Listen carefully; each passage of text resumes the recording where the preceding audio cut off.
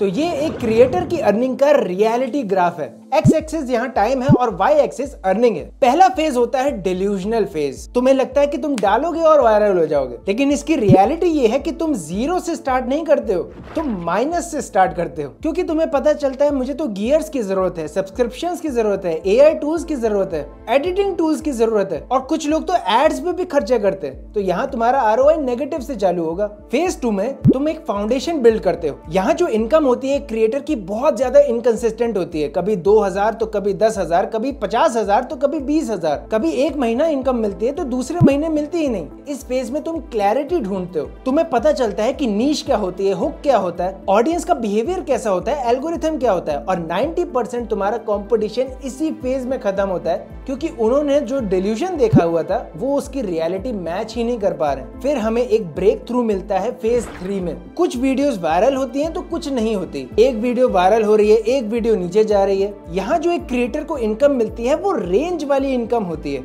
मान लो 20,000 से मुझे 50,000 के बीच में ही इनकम मिलती है हर महीने। ना उससे ज्यादा मिलती है ना उससे कम मिलती है। और तुम्हें पता चलता है कि ऑडियंस का मतलब डायरेक्टली इनकम नहीं होता। तुम्हें यहाँ पर प्रोडक्ट्स बिल्ड करने पड़ेंगे, सिस्टम्स बिल्ड करने पड़ेंगे, सर्विसेज बिल्ड करनी पड़ेगी। फिर तुम निकलते हो सिस्टम्स बिल्ड करने फेज 4 के ऊपर। यहाँ तुम अपने क्रिएटर माइंडसेट को एंटरप्रेन्योर माइंडसेट में कन्वर्ट कर चुके होते हो। तुम कंटेंट सिस्टम्स बनाते हो, टीम्स बिल्ड करते हो, डिजिटल प्रोडक्ट्स बनाते हो। ये जो फेज होता है वो रेंज को एक्सपैंड करने वाला फेज होता है। जैसे अभी मैं 20 से 50,000 कमा रहा था, तो अब मैं 30 से 60,000 पे पहुंच गया, या 40 से 1 लाख के बीच में पहुंच गया।